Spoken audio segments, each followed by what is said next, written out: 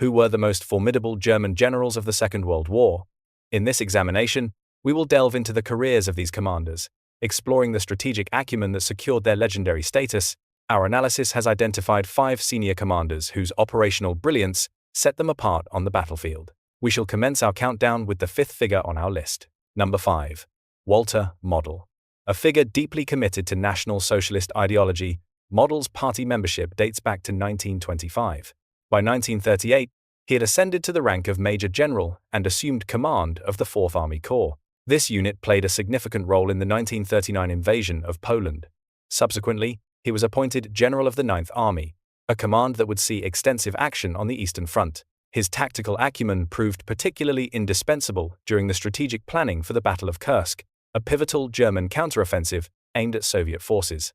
Adolf Hitler's confidence in the traditional, aristocratic officer corps was waning, leading him to rely increasingly on Walter Model, whom he viewed as a dependable and effective problem solver. Model's middle-class background and his unquestioning allegiance to the regime positioned him as a favored commander within Hitler's inner circle. This earned him the moniker Hitler's Fireman, a testament to his role in crisis situations. In March of 1944, his dedicated service was rewarded with a promotion to the esteemed rank of Field Marshal. His appointment as Commander-in-Chief of the Western Front followed shortly thereafter. This came after Field Marshal Gunther von Kluge was dismissed from his post, under a cloud of suspicion regarding his involvement in the July plot to assassinate Adolf Hitler. Model, however, proved unable to halt the Allied advance across France. By September of 1944, he was given command of Army Group B, then positioned in the Netherlands. From this command, he orchestrated the successful defense of Arnhem against a major British airborne assault, an engagement famously known as Operation Market Garden. His actions effectively denied the Allies a direct and early route into Germany. The Battle of the Bulge, fought at the close of 1944, would prove to be Model's final major engagement. With his forces encircled in Germany's Ruhr region, Model, as commander of the beleaguered Army Group B, was left with no viable alternative but to order his 300,000 men to lay down their arms and surrender. Facing the inevitability of capture, and in a final act of defiance, he took his own life. Number 4. Gunther von Kluge. Field Marshal Gunther von Kluge stands as one of the most distinguished field commanders in the Wehrmacht during the Second World War. He served with notable distinction on the Eastern Front and, in 1939, was appointed commander of the 4th Army of the Wehrmacht, which he would lead during the invasion of Poland. His decisive success in this campaign earned him a promotion to the prestigious rank of General Feldmarschall. He continued to command the 4th Army during the Battle of France in 1940, before spearheading its advance into the Soviet Union as part of Operation Barbarossa. In the face of the devastating Soviet counteroffensive in December of 1941, von Kluge was chosen to replace Field Marshal Fedor von Bock as the commander of Army Group Center. His tenure in this critical command, however, was cut short in October of 1943, following his involvement in a severe automobile accident. Following a protracted recovery period, von Kluge was reassigned in July 1944 to command German forces in the occupied western territories of France, relieving his predecessor. That predecessor, Field Marshal Gerd von Rundstedt, had been dismissed for what was perceived as a defeatist outlook. Despite von Kluge's efforts, his forces were ultimately unable to stem the tide of the Allied onslaught.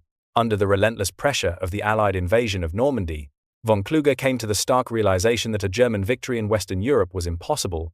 While not a direct conspirator in the July 20th plot against Hitler, he was nevertheless deeply implicated by its failure. On August 19, 1944, having been summoned to Berlin for a meeting with Adolf Hitler and fearing the consequences, von Kluge tragically ended his own life. Number 3. Erwin Rommel. A highly decorated military commander, Erwin Rommel's exceptional battlefield achievements during the First World War earned him the prestigious Pour le Mérite. At the outset of the Second World War, Rommel was tasked with commanding the security detachment for Adolf Hitler's headquarters. This position afforded him direct access to the Führer, allowing him to cultivate a close professional relationship. In early 1940, command of the 7th Panzer Division was bestowed upon Erwin Rommel, who subsequently led devastatingly successful campaigns against Allied forces during the invasion of France that same year. By February of 1941, his career would take a pivotal turn. Rommel was appointed commander of the German expeditionary force sent to North Africa, tasked with reinforcing the faltering Italian army in Libya. This assignment initiated a chapter that would yield some of his most remarkable military triumphs. His cunning and audacious leadership in this theater of war earned him the moniker Der Wüstenfuchs, the Desert Fox, a name that captured the attention of Hitler himself. Deeply impressed by these accomplishments, Hitler promoted him to the esteemed rank of Field Marshal. However, Rommel's string of successes was destined to be fleeting. In late October of 1942, his forces suffered a decisive and crushing defeat at the Second Battle of El Alamein, compelling a long retreat to the German bridgehead in Tunis. Ultimately, Rommel was recalled to Germany by direct order from Adolf Hitler in March 1943, effectively concluding the legendary era of the Desert Fox. Renowned for his expertise in mobile warfare, Rommel was subsequently tasked in 1944 with a starkly different challenge: fortifying and defending the French coast against an anticipated Allied invasion. Displaying considerable ingenuity, Rommel oversaw the construction of a formidable array of coastal defenses, which included innovative obstacles such as complex anti-tank barriers. His hard-won experience in North Africa had forged in him a core conviction: the only viable defense was to annihilate the invading enemy at the water's edge, before a secure bridgehead could ever be established. To realize this strategic imperative, he proposed an ambitious deployment of reserves positioned directly behind the coastal fortifications, poised to launch immediate and decisive counterattacks. On the 17th of July, 1944, amidst the fierce fighting of the Normandy campaign, Rommel's staff car was strafed by British fighter bombers. The aerial assault caused his vehicle to veer violently off the road, overturning several times, in a catastrophic crash. He sustained severe head trauma in the incident and required immediate hospitalization. It was during his recovery that his name was implicated in the 20th of July plot to remove Hitler from power. Unlike the other conspirators, many of whom faced swift and brutal retribution, Hitler opted for a more clandestine solution for Rommel. Acutely aware of the Field Marshal's immense popularity, the Field Marshal was presented with a grim ultimatum: take his own life, quietly, or face a public show trial that would inevitably lead to his disgrace and execution. On the 14th of October, Rommel chose the former, ending his life with a cyanide capsule, a final act to preserve his family's safety and his own martial reputation. He was subsequently afforded a full state funeral, where the official narrative declared that he had succumbed to the wounds sustained in the earlier attack on his vehicle. Number 2. Heinz Guderian. Guderian was a profoundly influential German military theorist and a principal architect of the strategy that came to be known as Blitzkrieg. His revolutionary vision centered on the use of rapidly concentrated, mechanized forces to shatter enemy defenses through overwhelming shock and speed. This doctrine would not only revolutionize modern warfare but also fundamentally shape the development and deployment of armored forces for decades to come. Following the conclusion of the First World War, Guderian remained in the German army, where he cultivated a profound and forward-thinking interest in the potential of armored warfare. Guderian codified his theories in his seminal and highly influential book, Achtung Panzer, a work dedicated to advocating for the strategic application of mechanized combat.